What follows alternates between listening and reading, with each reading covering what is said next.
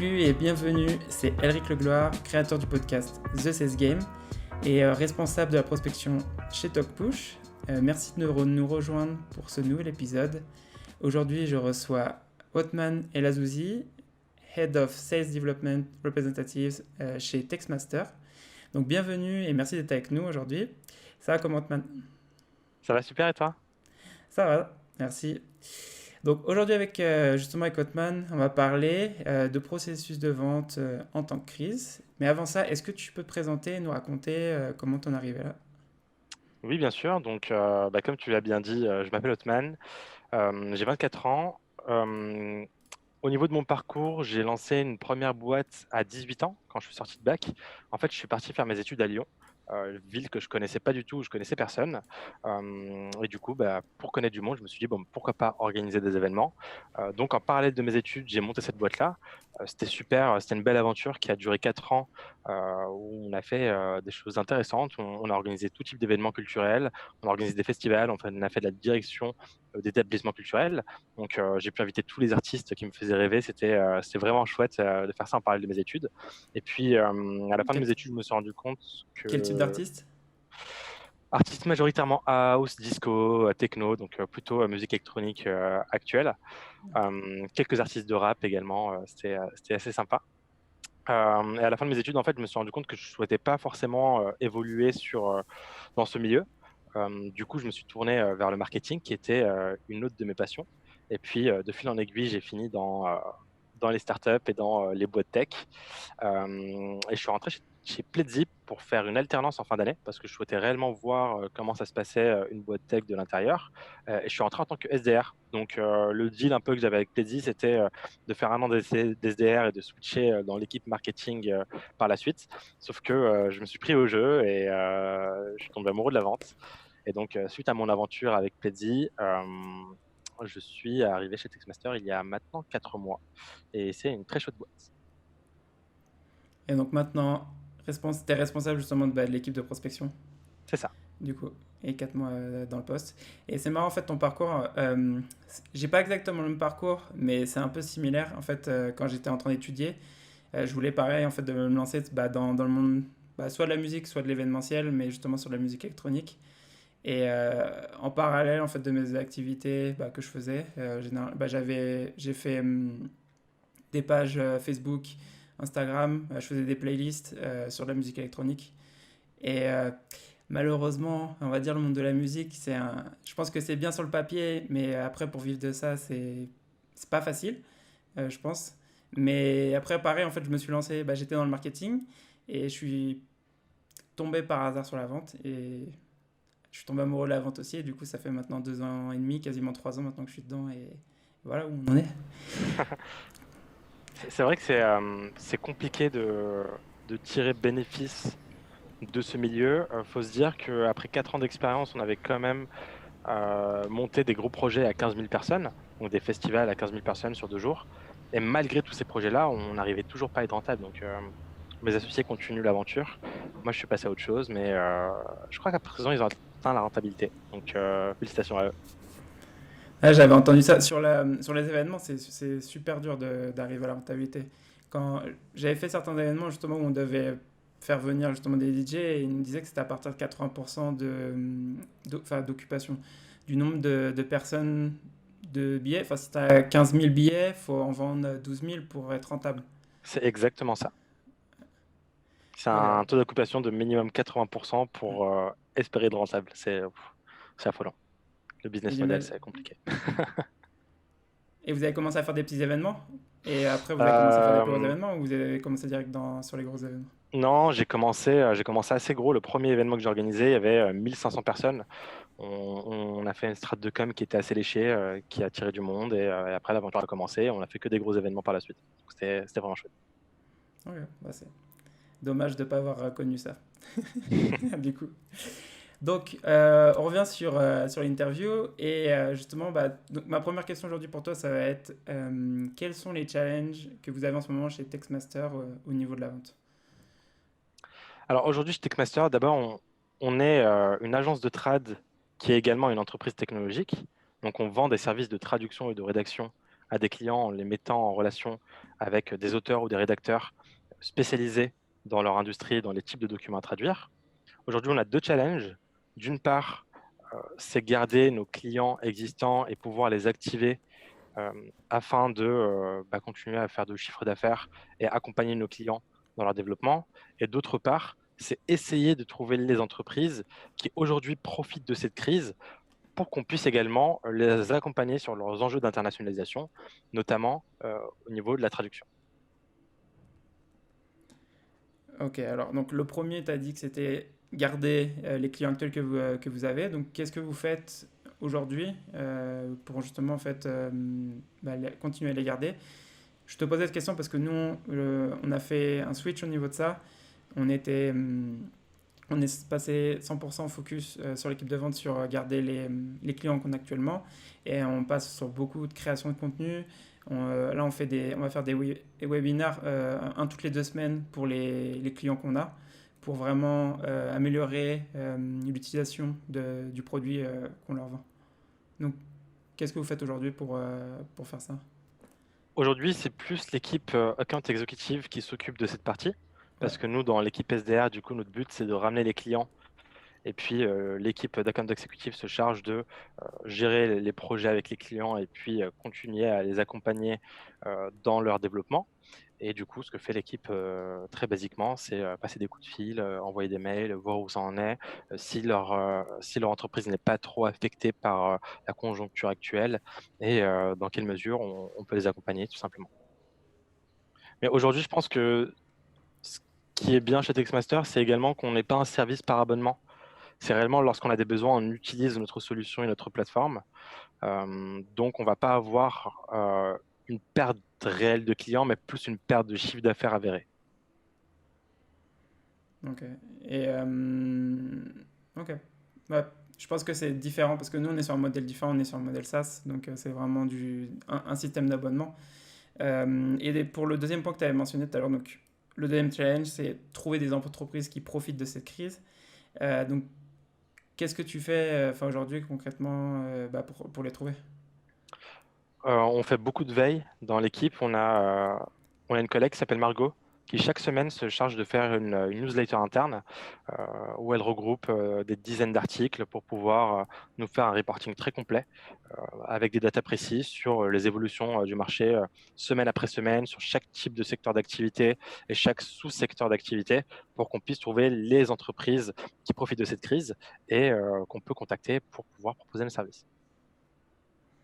Et alors, du coup, quels sont les secteurs d'activité pour toi, parce que j'imagine, ça va pas être la même chose pour tout le monde, comme chaque contexte est différent, comme vous, c'est du service de traduction, pour vous, un secteur d'activité, ça va pas être forcément le même pour une boîte.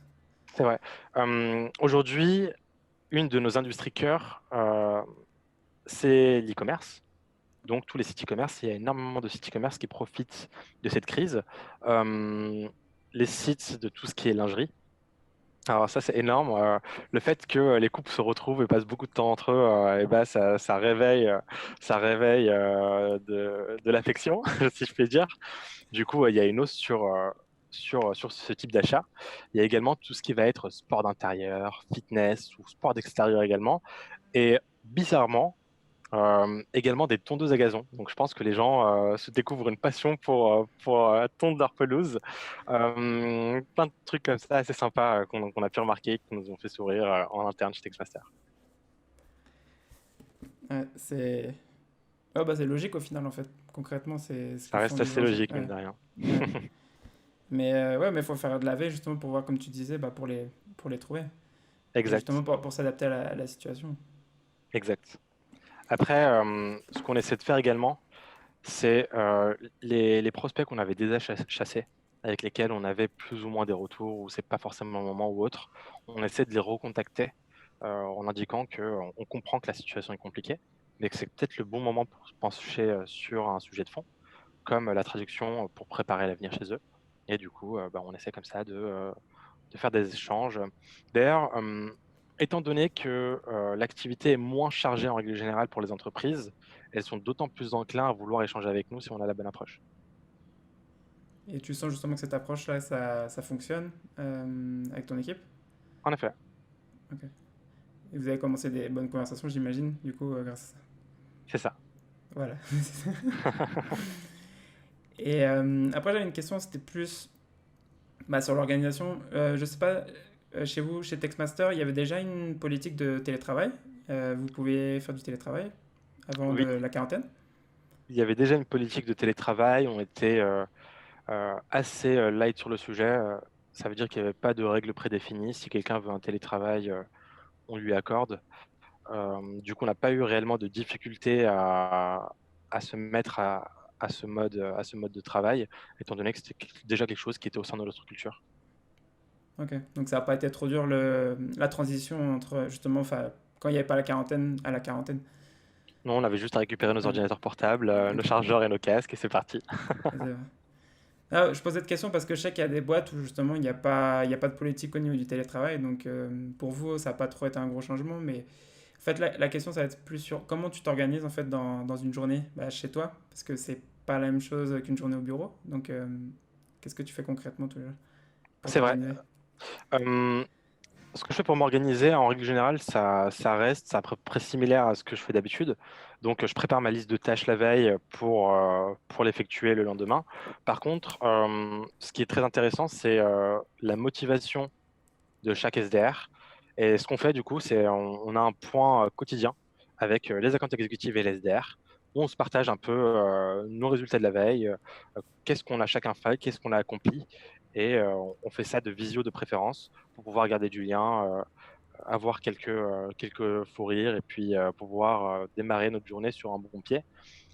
On évite également d'utiliser les mails au maximum. Si on a des discussions à avoir, on préfère appeler pour garder du lien.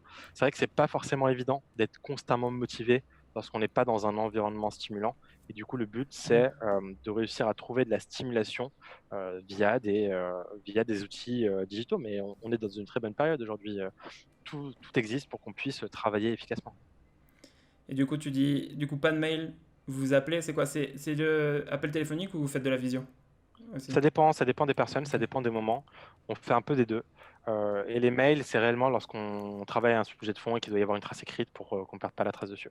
Mais sinon, si on a des échanges qui doivent durer plus de un échange de trois lignes chacun, on se passe un petit coup de fil. Ok. Et tu disais sur le point quotidien que vous faites entre ton équipe et l'équipe des comptes exécutifs, vous le faites le matin, ça dure combien de temps? Ça dure à peu près une demi-heure et on le fait le matin autour de 10h30. 10h30. Ok. Et ouais, en fait, c'est logique ce que tu dis parce que concrètement, chaque nous, on est déjà en remote, enfin en télétravail avant la quarantaine. On a certains pays en fait où on a nos bureaux, bah, ils sont passés en quarantaine il y a à peu près un mois, et d'autres, bah, nous, ça a commencé il y a 2 jours. Et je pense que, en fait, il y a certaines choses que tu es en train de dire que nous, je pense qu'on faisait pas au niveau de l'équipe de vente, justement, c'est sur la stimulation qu'une équipe de vente a quand ils sont en bureau, parce que quand tu es en bureau, justement, bah, c'est beaucoup plus compétitif. Et nous, on a mis en place, bah, il y a certaines choses là que tu es en train de mentionner, on ne les a pas en place, mais on va dire on a un groupe WhatsApp, on a un channel Slack où bah, chaque rendez-vous enfin, qui est pris par l'équipe de prospection, bah, en gros, on y met bah, l'information pour montrer enfin, tu sais, que tout le monde est en train de continuer à travailler et pour voir ce que font les autres. Parce que chaque personne est chez soi et bah, c'est ce qu'on fait actuellement. Après, je sais que c'est pas assez parce qu'au niveau de la stimulation, il faudrait un peu plus de travail dessus. Donc C'est sûr. voilà. Et justement, depuis que vous êtes passé au 100% télétravail, comment évolue la productivité de l'équipe de vente? C'est assez compliqué d'évaluer la productivité de l'équipe de vente, euh, étant donné qu'aujourd'hui, c'est plus difficile, je dirais, de décrocher de nouvelles opportunités. Ouais. Donc, c'est assez compliqué d'évaluer ce point. Toutefois, nos équipes sont très autonomes et je leur fais totalement confiance. Donc, je doute pas de leur productivité et je sais qu'ils font leur maximum pour pouvoir faire du bon travail malgré la conjoncture. Et du coup, au niveau de leurs objectifs, tu as changé quelque chose au niveau de leurs objectifs à ton équipe? Pour le moment, non. Ok, Pour le moment, non. Étant donné en gros, on a des cycles de vente qui sont relativement longs. Du coup, il y a des discussions qui ont déjà eu lieu les mois précédents qui peuvent se débloquer aujourd'hui en termes d'opportunités. Donc, pas pour le moment, mais s'il y a besoin de faire des rajustements, on les fera. ok. On les réalisera Et si besoin. Mais pour le moment, on laisse les objectifs tels qu'ils sont. toi, justement, pour tes SDR, ça m'intéresse hein, de voir comment tu fais ça, mais c'est quoi sur quoi ils sont rémunérés tes SDR? Sur les meetings qu'ils font, sur le pipe qu'ils génèrent? Ou comment ça se passe Ils pour eux? sont rémunérés sur le nombre d'opportunités ouvertes supérieur à un certain montant, sur les signatures et pas le pipe généré, et sur le nombre de personnes contactées par mois. Ok. Là, c'est Ça, pour c'est une voir un peu. variable. Voilà. Là, c'est pour avoir un peu d'informations sur ça parce que chaque équipe le fait d'une façon différente. Nous, là, actuellement, c'est sur le. On vient juste de changer pour ce mois-ci. Ça va être sur le nombre de meetings générés. Euh, et c'est tout parce que là, c'est vraiment du meeting sur des comptes stratégiques. Donc, si un meeting avec une boîte qui nous intéresse, ben, en soi, ça nous intéresse. Là, on fait pas de, comment dire, de qualification ou quoi pour le SDA. Si on a un meeting avec un directeur ou un VP d'une boîte qui nous intéresse, bah c'est intéressant.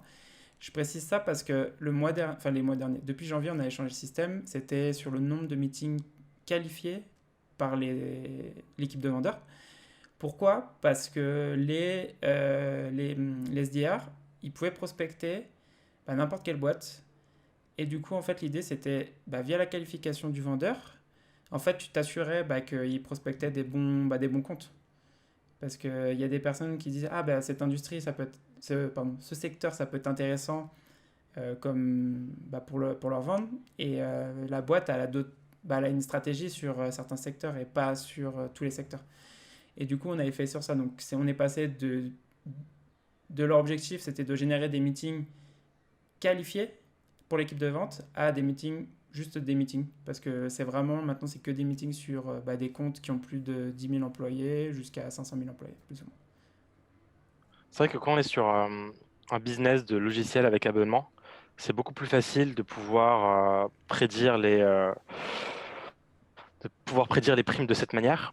Chez Textmaster, on fait du service. Donc, bien qu'on ait une plateforme SaaS, il y a également de l'humain derrière. Du coup, nos services, ils sont amenés à être renégociés. Donc, c'est pour ça qu'on peut, au final, on peut donner des primes que sur les ventes réelles qui se font et pas sur le montant de l'opportunité qui est généré, par exemple, parce que bah, le montant de l'opportunité, il est amené à être modifié selon une négociation par la suite. Ouais, ouais bah, c'est logique du coup. Ouais. Parce que ça, nous, généralement, justement, le prix final, ben, il va pas changer beaucoup. En fait, s'il change, c'est parce qu'il y a il y a eu des options supplémentaires qu'ils ont voulu. Ou alors il y a une négociation et il y a bah, un 5 ou 10% suivant certains clients. Mais la seule négociation qu'il y a généralement, c'est ça. Ouais, nous, c'est un peu plus Et complexe. c'est exactement. Et du coup, bah, en gros, qu'est-ce qui a changé dans votre process bah, de vente depuis le confinement avec vos prospects, avec vos clients? Concrètement, on a créé une campagne spécifique où on indique qu'on comprend la conjoncture actuelle et que ça peut être malvenu. Toutefois, que chez Textmaster, on a la chance de pouvoir continuer à proposer nos services. Donc, si la période permet de se pencher sur des sujets de fond tels que la rédaction de leur contenu accès SEO ou la traduction de leur catalogue avec des couches technologiques derrière, eh bien, qu'on serait ravi d'en discuter avec deux ou trois relances très, très légères par la suite. Euh, c'est une campagne qui fonctionne plutôt bien. On n'a pas de retour négatif. Soit on a des retours où ça nous indique qu'ils ne sont pas intéressés, mais c'est toujours très bienveillant. En petit fin de message, on va avoir un prenez soin de vous et vos proches, très bonne continuation, très bonne journée. Donc, les personnes ne sont pas récalcitrantes face à ce genre de message et justement, je ressens une certaine part d'humanisme, dans les retours suite à cette campagne, alors qu'auparavant, on pouvait avoir des: «Non, je suis pas intéressé, point», tout simplement, donc je retrouve, une relation un peu plus humaine, même s'il y a pas de besoin, du côté des prospects. Ouais, ça, c'est un truc que j'ai senti là, depuis le mois dernier. Concrètement, t'as des boîtes qui vont. C'est pas qu'ils sont pas intéressés, mais qui sont surchargés justement avec leur adaptation à cette situation. Et après, tu as certaines boîtes qui vont toujours être ouvertes un peu enfin, comment dire, à changer. Donc, du coup, par exemple, travailler avec vous. Et après, je sais qu'il y a des boîtes qui n'ont pas du tout changé leurs opérations. Je vois certaines boîtes ici au Mexique, en gros, enfin, le virus, ils s'en foutent un peu. Donc, du coup, tu sais qu'il y a encore des boîtes qui sont encore en business et ils sont pas du tout au point mort. Mmh.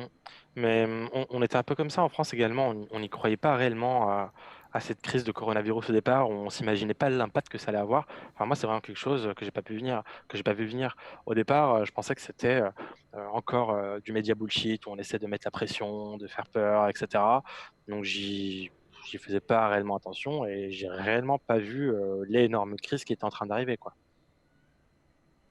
Donc oui, il faut réellement que les entreprises s'adaptent, pour ne pas finir comme Kodak. Qu'est-ce qui s'est passé avec Kodak pour nous le rappeler? Bah, ils ont pas pris le tournant du numérique et ça leur a coûté très, très cher. Ouais. Bah, ouais, concrètement, c'est ça, faut s'adapter à la situation actuelle. Et les boîtes qui s'adaptent pas, en gros, normalement, vont pas survivre, mais bon. Là, comme tu dis, enfin, vous, concrètement, enfin, vous adaptez vraiment dès la prospection. Justement, ça, c'était une des questions que je voulais te poser après, mais tu as déjà commencé un peu à en parler. Donc, c'est au niveau de la prospection, vous échangez vos campagnes. Donc, ça va être vraiment de l'empathie, on va dire, pour tes prospects, pour leur dire que vous comprenez la situation actuelle. Et pour revenir un peu sur ce que tu disais tout à l'heure, un des challenges justement que vous avez, c'est trouver des secteurs d'activité qui profitent de la crise. Et donc, du coup, c'est des secteurs d'activité qui continuent justement à avoir des nouveaux problèmes auxquels ils ne faisaient pas face. Donc, je pense que sur tout ce qui est e-commerce, ils vont avoir une hausse en termes de vente. Et du coup, ils n'ont peut-être pas forcément assez comment dire, de personnel pour gérer la situation. Et vous arrivez pour les aider, pour se lancer dans des nouveaux marchés. Exactement, C'est ça. exactement, c'est réellement à ce moment-là qu'on intervient. Également, ce qu'on a mis en place au niveau de la prospection, c'est arrêter nos campagnes, sur les secteurs les plus touchés. Par exemple, le secteur, de tout ce qui est tourisme et loisirs, c'est un très gros marché pour nous. On a énormément de clients et de prospects, sur ce marché-là, et du coup, on a arrêté toutes nos campagnes parce que c'est totalement, mais réellement malvenu pour le coup, de continuer à prospecter ces secteurs qui sont, impactés de plein fouet par la crise. Heu, il existe des entreprises qui font, des centaines de millions de chiffres d'affaires et qui sont à 2 doigts de déposer le bilan, parce qu'ils ont des coûts fixes extrêmement importants et qu'il n'y a plus aucune rentrée d'argent et qu'il y a des centaines de milliers de demandes de remboursement. Donc oui, c'est extrêmement complexe, pour ce marché, par exemple. Hem, mais toutefois, je pense que c'est le moment plus que jamais d'être, réellement smart dans son approche, heu, de réussir à imaginer, les opportunités qui peuvent se créer. Les meilleures entreprises qui existent aujourd'hui, elles ont été créées dans des temps extrêmement difficiles, dans des temps de crise. Donc, c'est les entreprises les plus intelligentes et les plus smart qui pourront tirer leurs épingles du jeu et on essaie à notre échelle, de le faire chez Dexmaster. Et du coup, tu disais que vous avez arrêté euh, les campagnes sur le secteur d'activité qui sont impactées par la crise. Au niveau de vos canaux de communication, qu'est-ce que vous avez changé? Vous continuez toujours à prospecter par téléphone ou c'est uniquement par email, LinkedIn? Comment ça se passe? On utilise un peu tous les canaux qui nous sont offerts pour pouvoir chercher à toucher nos prospects. Et je pense que dans les prochaines semaines, ça va être très intéressant d'essayer de plus joindre nos prospects par téléphone. On utilise Casper, donc on arrive à avoir leur ligne, personnelle directe et justement, quand on essaie de imaginer en amont les problèmes que peuvent avoir nos prospects, les enjeux qu'ils peuvent rencontrer aujourd'hui, heu, pour certains, ça peut être totalement le bon moment pour échanger. Donc, proposer, un échange, de 10-15 minutes de présentation pour faire connaissance et étudier leurs enjeux et voir si on peut les accompagner d'une manière ou d'une autre. Et par téléphone, justement, j'ai une question. Tu les sens comment, les prospects? Ils sont ouverts, justement, à la discussion ou tu les sens comment? Ils sont ouverts justement, même des prospects qui étaient fermés par mail, qui étaient ouverts, au téléphone. Je pense qu'ils n'ont pas beaucoup d'activités pour certains et du coup, avoir un contact humain, même professionnel, d'un commercial, ça fait toujours plaisir. Ah, c'est clair, parce ils sont comme toi et moi, enfermés chez eux, et du coup, ça fait toujours plaisir de changer un peu la routine de ta journée. Exactement, exactement. Donc je pense que, si on a une bonne approche par téléphone, ça peut être un canal très intéressant. En tout cas, je vais pas mal me pencher sur ce canal, dans les prochaines semaines, tout en gardant une activité, par mail, régulière. En fait, ce qui est intéressant chez Textmaster, c'est qu'on a une solution qui est horizontale et qui du coup, s'adapte à tous les marchés, avec quand même une forte appétence pour, l'e-commerce, la mode et le tourisme. Mais au final, toute entreprise qui a des besoins de traduction, on peut travailler avec elle. Donc que ça soit un logiciel qui a besoin de traduire son application, ou un site e-commerce qui a besoin de faire ses mentions légales, on peut bosser ensemble. Donc, ce qu'on essaie de faire, c'est réellement essayer de toucher le plus de personnes possible via l'email, avec des campagnes qui s'étalent sur plusieurs mois, sans en laissant, pas mal de temps entre chaque mail pour pouvoir rester en contact continuellement avec ses prospects jusqu'à qu'il y ait un besoin. Et du coup, couplant à ça, des séances de phone calling sur, des prospects décisionnaires, sur lesquels on a récupéré leur numéro de téléphone personnel, via Casper, par exemple. Et vous avez essayé de prospecter sur LinkedIn aussi ou, ou pas? Oui, également. Après, je t'avoue qu'on n'a pas des très grands résultats, via ce canal-là. Ces temps-ci, je tente une nouvelle approche. Donc, moins être dans un message bourrin et envoyer directement un mail une fois que, le prospect a accepté ma demande, de connexion en lui envoyant un mail en indiquant nos références clients sur son secteur et nos services. J'essaie de plus m'intéresser aux prospects. Donc, d'engager une conversation, de pas envoyer un pavé de 15 lignes, mais de dire, «Bonjour, je suis tombé sur votre entreprise, je la trouve très intéressante, en quoi elle se différencie de ses concurrents, par exemple?» Et les prospects, ils sont toujours ravis au final de parler de leur entreprise, donc ça peut développer des discussions et suite à cela, étant donné qu'on aura créé un lien, pouvoir par la suite, donner sur des discussions autour de leurs enjeux. Ce que tu fais hein, concrètement, c'est parler d'eux, et c'est ce qui fait la différence. Parce que quand tu vois les gens qui prospectent sur LinkedIn, généralement ils parlent de leur boîte, de leurs produits. Et quand tu parles avec un prospect qui ne te connaît pas, en général, t'as pas beaucoup de réponses parce que bah, enfin, y a rien pour moi. Et toi, tu arrives avec notre démarche où justement tu essayes de se mettre à sa place, d'essayer de le comprendre et de voir en soi si tu peux vendre. Enfin, bien sûr, c'est une démarche un peu plus long terme. Ça prend plus de temps, bien sûr, mais ça crée beaucoup plus de confiance avec les prospects avec qui tu parles. Nous, sur LinkedIn, en fait, au début, on faisait une stratégie, vraiment, enfin, rentrer dans le dur, on rajoute la personne et on lui envoie un message direct pour lui dire ce qu'on fait. Bien sûr, c'est adapté à LinkedIn parce que LinkedIn, tu vas pas faire comme par email, envoyer 15 lignes, tu envoies 4-5 lignes et c'est tout. Et là, maintenant, on est passé sur une stratégie un peu plus d'éducation où on l'invite à s'inscrire à la newsletter qu'on fait, ou justement où on partage du contenu qui va l'intéresser. On lui envoie des articles de blog qui ne sont pas forcément les nôtres, parce que bien sûr l'idée c'est pas uniquement d'être là, enfin promouvoir ton contenu, parce que si tu t'envoies que ton contenu, bien sûr tu parles que de toi, mais on envoie, nous comme on fait comme on est dans le recrutement, on envoie des blogs, des articles de blog de LinkedIn qui parlent de recrutement, bien sûr qui sont autour de ce qu'on fait, pour former, pour éduquer la personne sur le sujet. Et on a vu on a eu des meetings grâce à ça, et des bons meetings, parce que c'était des boîtes avec lesquelles on avait essayé une démarche vraiment plus bourrin, où rentrer comment dire, dans le dur dès le premier message, où ça marchait pas. Et là, on est rentré sur plus cette approche-là, et ça marche, même si ça prend plus de temps en soi. Totalement. C'est vrai que c'est une démarche qui prend du temps, de rester continuellement en contact avec ces prospects-là, et de faire en sorte, de s'intéresser à eux, réellement, par réelle curiosité, professionnelle. Et je pense qu'il est intéressant, c'est de pas être sur cette démarche sur tous ses prospects, sur l'intégralité de ses prospects, mais de se concentrer que sur les prospects, sur lesquels on peut réellement apporter, de la valeur et qui vont nous permettre de décrocher, des gros contrats également. Donc, sur des tailles d'entreprise, assez conséquentes pour que ça puisse avoir un certain retour sur investissement, si je puis dire.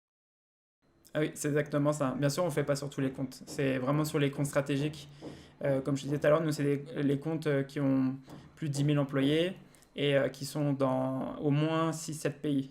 Nous, c'est ça, c'est les comptes qu'on cherche le plus principalement, et call center principalement. Et on se focus sur ça. Après, les comptes qui sont plus petits, généralement, ça va être une approche moins personnalisée et moins qualitative. Et du coup, sur ces grosses entreprises, est-ce que, tu commences directement par la décisionnaire ou bien, par exemple, tu essaies de convaincre, une personne qui est un peu plus bas dans l'organigramme afin qu'elle puisse promouvoir, ton produit ou ton service au sein de l'entreprise et remonter comme ça l'organigramme au fur et à mesure? Alors, au début, on le faisait directement en contactant la personne qui prend la décision. Maintenant, je suis en train de m'adapter parce que un grand compte, il faut avoir les utilisateurs aussi qui sont inclus dans le processus dès le début. Parce que nous, je pense que c'est un peu différent, mais enfin, en gros, pour expliquer, on a la personne qui prend la décision et après, on va voir les utilisateurs de l'entreprise qui vont utiliser notre plateforme.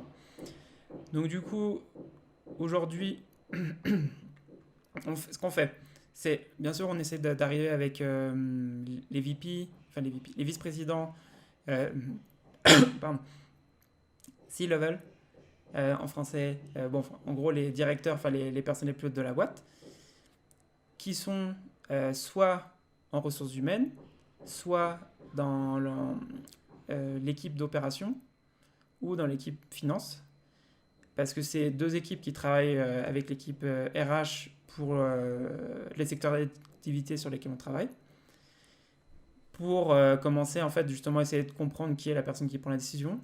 Une fois qu'on l'a, bien sûr on va contacter la personne qui prend la décision, mais on contacte aussi les utilisateurs pour essayer de comprendre aujourd'hui en fait comment est le processus de recrutement chez eux, essayer de trouver des problèmes en fait qu'ils ont sans parler directement avec celui qui prend la décision.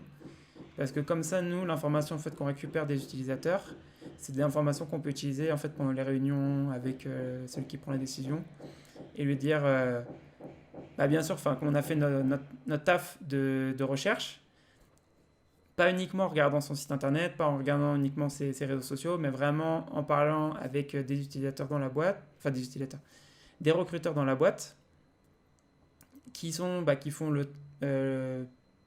justement le travail de recrutement de la boîte et qui savent exactement les soucis qu'ils ont parce que le manager ou le directeur, lui, il sait les soucis qu'il a à son niveau, mais il ne sait pas tous les soucis qu'il y a au niveau du recrutement de tous les jours, de comment il s'organise et tout. Et en fait, tu te rends compte en fait qu'il y a des problèmes niveau managérial, des process et de la stratégie, et après aussi il y a des problèmes au niveau opérationnel du recrutement. Donc, tu arrives à avoir une idée un peu de en fait, tu arrives à dessiner en fait concrètement le process qu'il y a chez eux et là où ils ont des soucis. Et nous, après, en fait, quand on arrive sur la création en fait, d'un business case avec eux, on sait déjà sur quoi on va s'orienter parce qu'on sait là où on peut les aider. Top. Voilà, donc c'est beau, ça prend plus de temps, mais comme on est sur des comptes, des gros comptes, faut, faut prendre plus de temps parce que nous, on est sur panier moyen 30 000 $ par an. Et sur des comptes comme ça, ça monte facile à 200 000, 300 000. OK. Et bien sûr, c'est une relation qui se crée dès le début. Et enfin, tout ce qui est les grands comptes, cette relation, elle se crée justement dès le début. Enfin, la prospection, c'est beaucoup plus réfléchi et ça prend plus de temps, bien sûr, parce que les décisionnaires avec qui tu vas parler, ils veulent créer généralement une relation avec un fournisseur. C'est pas, ils veulent pas rester un an, ils veulent rester plusieurs années. Donc, ils vont aller vers la personne, la boîte qui prend le temps en fait de les écouter et de les comprendre. Pas uniquement qui arrive pour vendre sa plateforme et pour remplir son chiffre d'affaires, quoi. Ouais, j'imagine. Mais je pense que je t'avais envoyé un épisode justement, je sais pas si t'as eu le temps de l'écouter, mais un, je le mettrai dans la description pour que vous puissiez l'écouter aussi. Là, c'est plus de la vente grand compte, vraiment très grand compte. C'est sur des contrats de 1 million, voire plus, voire 10 millions. Et c'est un mec qui est un commercial de chez Salesforce qui fait de la vente large enterprise. Donc, c'est vraiment des très très gros comptes. Et le mec, il explique tout ce qu'il fait. Et en gros, il disait avant, peut-être je travaillais 15 comptes par mois. Et maintenant, il est passé sur 4 comptes par mois. Enfin, avant, il avait dans son pipe 15 comptes et il est passé sur 4-5 comptes pour vraiment passer beaucoup de temps à construire la relation avec les 5 comptes. Et ce qu'il a fait, au début, en fait, il n'arrivait pas à ses objectifs avec ses 15 comptes qu'il avait par mois. Et là, maintenant, je crois qu'il a fait un mois à 400% de ses objectifs. Donc, C'est ça. Et pourquoi? Parce que tout simplement, il passe beaucoup de temps avec ses 4-5 comptes à vraiment les comprendre et à construire la relation avec eux. C'est un épisode que je recommande à tout le monde, à tous les auditeurs. N'hésitez surtout pas à l'écouter si vous faites de la vente grand compte. Une pépite. Clairement, quand j'ai entendu, j'ai fait ok. Ah, ça t'aide vraiment à comprendre que la vente grand compte, c'est pas du volume, concrètement. Tu peux pas faire du volume, c'est enfin, c'est du qualitatif, pardon. Exactement. Et donc maintenant, on va arriver sur les questions un peu plus générales, justement, sur la vente. Donc, en contenu, ressources, qu'est-ce que tu lis ou écoutes et qu'est-ce qui a le plus influencé, en fait, ta vie de commercial? Qu'est-ce qui a le plus influencé ma vie de commercial? Je pense que c'est Pledzi. C'est là où j'ai fait mes armes. C'est une très belle boîte de marketing automation française que je recommande à toute personne qui a envie de se lancer en tant que SDR ou même sales. C'est vraiment une très très bonne école. En plus de ça, il y a une culture d'entreprise qui est incroyable. J'ai passé 1 an et demi réellement magique dans cette entreprise. Euh, donc ça, c'est réellement ce qui m'a changé, ce qui a changé dans ma vie. Et ce que je lis en règle générale, c'est pas mal de bouquins anglais. En ce moment, je lis The Challenger Sell, qui est un très bon bouquin. Sinon, je vais recommander des classiques du type Sales Acceleration Formula ou alors Predictable Revenue. Euh, un bouquin que j'ai apprécié, qui est moins marketing, moins sales, c'est Influence de Robert Cialdini. Très très bon bouquin pour comprendre la psychologie humaine et qui est un must-have pour tout commercial. Et sinon, Ils en sont, termes de podcast, c'était ça ta question? Ce qui te sert, hein, concrètement, hein, c'est... Non, sinon, j'écoute beaucoup de podcasts, en podcast majoritairement français, notamment le tien, The Sales Game. Il y a également les Héros de la Vente que j'écoute. Dans l'arène, podcast très sympa. Sinon, j'écoute plus des podcasts sur l'entrepreneuriat, notamment Le Gratin de Pauline Léniaud et Génération Do It Yourself de Mathieu Stéphanie. Bon, ça fait pas mal de contenu. Je te parle sur les livres que tu étais en train de mentionner. The Challenger Cell, je l'ai lu il y a pas très longtemps et en fait, enfin, je sais pas, c'était pas une priorité pour moi de le lire et je l'ai lu et je l'ai écouté et ça m'a fait changer d'idées sur pas mal de choses dans le process et qu'on est en train d'implémenter. Il y a une chose qu'on faisait pas dans le process de vente, c'était le premier rendez-vous qu'ils font, en fait, qu'ils expliquent dans The Challenger Sale, c'est comment challenger ton prospect dès le premier rendez-vous. Et nous, on faisait pas ça parce que, en soi, pour revenir sur ce qu'on disait tout à l'heure, Le premier rendez-vous, nous, c'était plus tourné vers nous, c'est de la qualification. Et pour le prospect, en général, c'est pas que c'est pas une bonne étape, mais la qualification, c'est pour ta boîte et c'est pas pour le prospect. Il y a rien pour le prospect. Parce que c'est de l'information que tu lui demandes, c'est des questions, c'est un interrogatoire au final. Et ça nous a fait changer le premier rendez-vous et on est en train de mettre ça en place. C'est vraiment le premier rendez-vous, c'est arriver et leur expliquer qu'est-ce que fait son concurrent aujourd'hui dans le recrutement. Enfin, nous on est dans le recrutement, donc comment fait, euh, par exemple, comme on a Walmart, qu'on va voir les concurrents de Walmart, c'est comment fait Walmart dans son recrutement aujourd'hui pour recruter pour ses supermarchés. Top. Et qu'on ne faisait pas Euh, avant. de notre côté, chez Textmaster, au niveau SDR, c'est un peu particulier parce que nos SDR vont jusqu'au devis. En fait, on va pitcher notre prospect, au téléphone ou en physique, ça dépend des cas, mais c'est quand même majoritairement, au téléphone. Hem Et l'étape après, c'est que le prospect nous envoie les exports de ses fichiers pour qu'on puisse lui fournir un devis. Et cette étape-là de fournir ces exports, c'est une étape qui est complexe, ça demande un réel effort, au prospect. Et du coup, suite à ça, on finalise des fichiers, on envoie directement le devis. Donc c'est très important pour nous. Au final, le travail de la vente se fait énormément du côté du SDR, parce que c'est au SDR de convaincre le prospect pour qu'il puisse envoyer ses fichiers, pour qu'on lui fournisse un devis et que, l'account exécutive reprenne la main dessus. Donc au départ, on était beaucoup dans une présentation simple, de notre solution en posant des questions ouvertes pour comprendre, les enjeux de la boîte. Mais, je suis en train de le lire actuellement.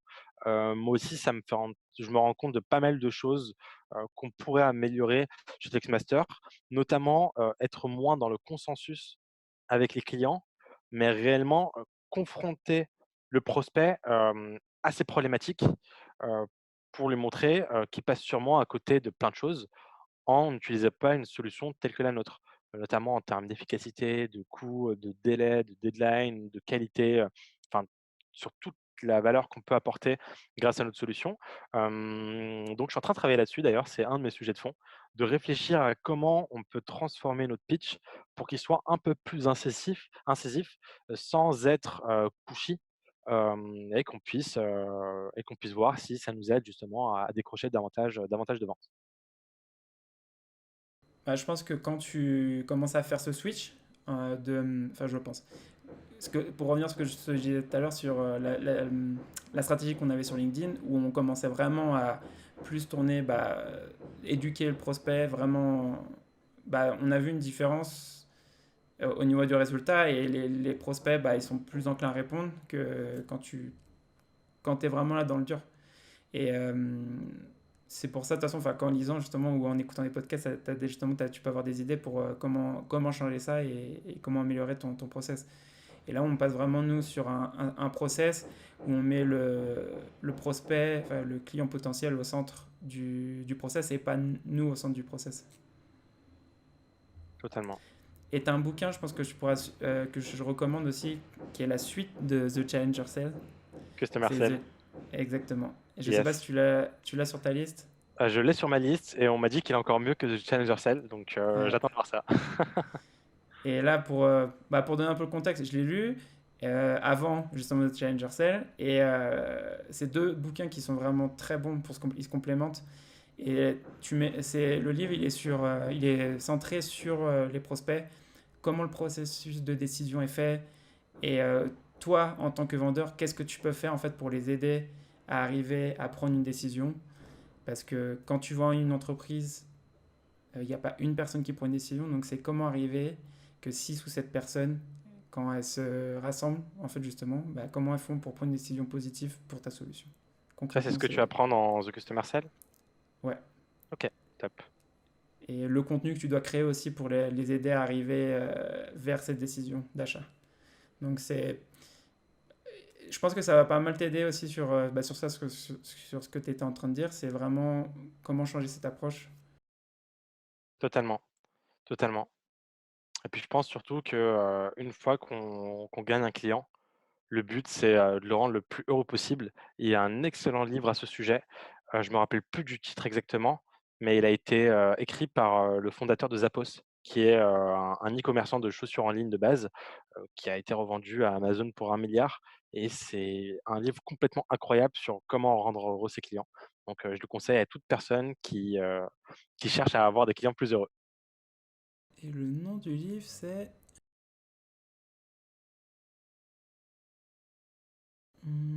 Ah, je me souviens plus. Bon, je le mettrai dans la description, mais je l'ai lu justement aussi. Il est top sur ça.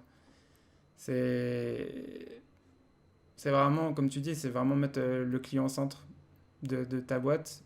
Et Zappos, la culture qu'ils ont en fait au niveau de ça, c'est vraiment impressionnant parce que tu vois la différence entre bah, leur call center et les call centers habituels des autres boîtes. Le call center de Zappos, ils n'ont pas un temps limité avec chaque personne qui appelle. Ils peuvent parler 3 heures ou 4 heures avec certains clients.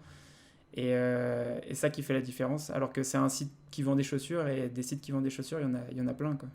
Exactement, il y a des histoires, complètement délirantes où, une personne de l'équipe, du call center de Zappos, aidait, un client à réparer un levier ou autre, enfin des trucs où complètement hallucinants où tu te dis: «Ah ouais, il pousse réellement le bouchon loin en termes d'accompagnement client».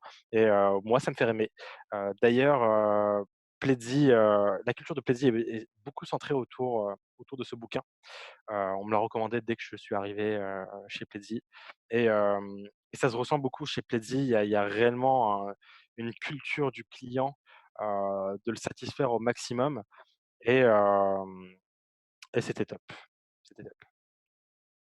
Et question suivante, c'est quels sont les outils que tu utilises justement bah, dans la vente?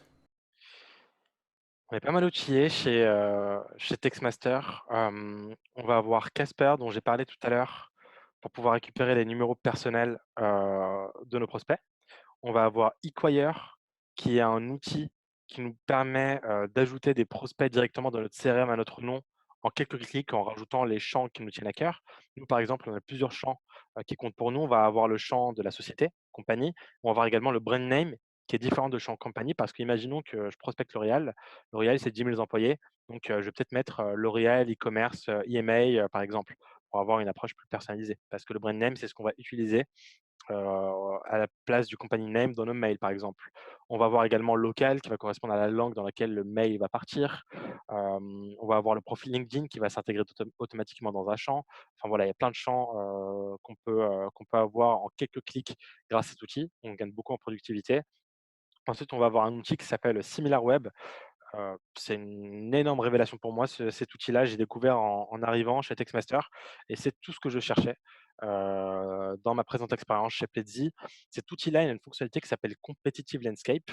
En gros, si tu prends un site web donné, tu le mets dedans et ça t'indique ses 40 concurrents. Et réellement, il y a rien de mieux pour la chasse, quoi. À partir du moment où tu as un client sur une industrie ou une sous-industrie, et ben tu peux remonter complètement à la verticale grâce à cet outil-là. Donc top.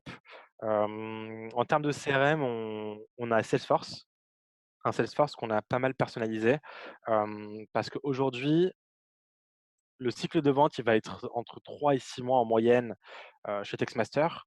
Mais par contre, de capter un besoin, ça peut prendre, plusieurs mois, voire plusieurs années.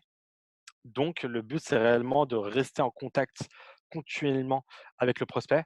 Et on a développé toute une stratégie de lead recycling, sur Salesforce, qui nous permet du coup de, rester en contact avec des prospects pendant 2 ou 3 ans, jusqu'à que leur contrat avec leur précédent prestataire se finisse ou bien, qu'ils aient des besoins réels, par exemple s'ils vont ouvrir un nouveau pays ou autre.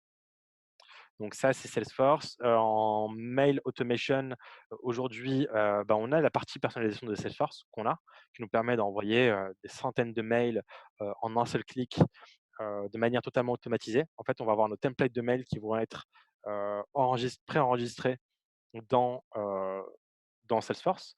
Et du coup, on va également avoir le champ industrie avec, 32 industries et simplement en cliquant sur un bouton, bah, ça va changer les références clients, la salutation, si on va appeler la personne par son prénom, si on va l'appeler monsieur, la manière de parler, le contenu des mails, tout va dépendre de l'industrie et ça, on le fait en un seul clic. Donc c'est top en termes de productivité. Sinon, on utilise également Yesware. On couple ces 2 outils, en même temps. Hem Est-ce qu'on a un autre outil? Je pense que c'est déjà pas mal. Ah, ça fait une bonne liste. Nous, on avait Yesware, on vient de passer sur HubSpot Peut-être? pour OK, ouais, HubSpot Sales, pour les séquences d'emails. OK. Nous, on est en train de réfléchir, si on passe sur, un outil du type Salesloft. On est encore en plein audit. Donc, ça, tu vois, c'est un sujet de fond, sur lequel je peux me pencher, pendant cette période. Donc on essaie d'en profiter comme on peut. Je te laisse dans le courant. Quel conseil donnerais-tu à une personne motivée qui est sur le point d'entrer dans le monde de la vente? Si je devais donner un seul conseil, pour moi, le meilleur moyen de devenir un très bon sales, c'est de s'auto-évaluer. Et le meilleur moyen pour s'auto-évaluer, c'est d'écouter ses propres calls. Et en écoutant ses propres calls, on se rendra compte de ses erreurs. Et si on fait en sorte de effacer ces erreurs-là pour les transformer en compétences, améliorer son pitch, sa qualité d'analyse, durant les appels, hem, je pense on peut devenir un très bon sales de cette manière. Ok. Bah, je pense que c'est un très bon conseil parce que écouter ces appels comme tu es en train de le commenter, ça aide vraiment à te remettre en question et pas attendre que tu aies forcément ton responsable ou enfin ton directeur qui t'aide sur ça. Et ça t'aide vraiment beaucoup à progresser parce que tu vois les erreurs que tu fais ou les tics de langage que tu peux avoir justement quand tu fais certains appels. Exactement. C'est vrai que, en tant que manager, on n'a pas forcément le temps d'accompagner, au maximum, nos équipes. Donc moi, ce que je préconise à mon équipe, c'est réellement, de s'auto-évaluer. Donc, par exemple, je vais écouter, un call avec, un de mes SDR. Je vais pouvoir voir les axes d'amélioration sur lesquels il va pouvoir se pencher sur le mois prochain. On va faire tout simplement un tableau Excel dans lequel on va mettre les colonnes avec les points améliorés. Il va noter le nom de l'entreprise de chaque call et il va s'auto-évaluer avec une note sur 5 ou sur 10 sur chacun des points, et qu'il puisse noter par lui-même qu'est-ce qui allait bien, qu'est-ce qui allait moins bien pour pouvoir, voir au jour le jour comment il va évoluer sur les points sur lesquels il doit s'améliorer. Et je pense que c'est top de responsabiliser, nos SDR de cette manière-là, pour qu'ils puissent, se rendre compte de leurs évolutions par eux-mêmes. Ok. Bah, on arrive sur la fin de l'épisode. Du coup, bah, je te dis merci beaucoup, Otman, pour Merci à toi, ton temps et d'avoir accepté l'invitation. merci à toi de m'avoir invité. Et dernière question, bah, ça va être où est-ce que s'il y a des personnes qui veulent te contacter, quel est le meilleur moyen en fait justement pour te contacter? LinkedIn, Othman El Azouzi, ou si vous ne trouvez pas parce que le nom de famille est trop compliqué et le prénom également, une petite recherche, dans l'équipe, de Textmaster sur LinkedIn et vous me trouverez. Ça marche. Bah, merci Otman, je te dis à bientôt. Merci à toi, à bientôt. Merci d'avoir écouté cet épisode de The Sales Game. Si t'aimes le podcast, abonne-toi, laisse un commentaire ou une note, partage-le avec tes potes, fais-le écouter à ta mère, en gros, fais-en ce que tu veux. Et ça serait top aussi si tu pouvais m'aider à le partager. On se revoit dans le prochain épisode. Ciao!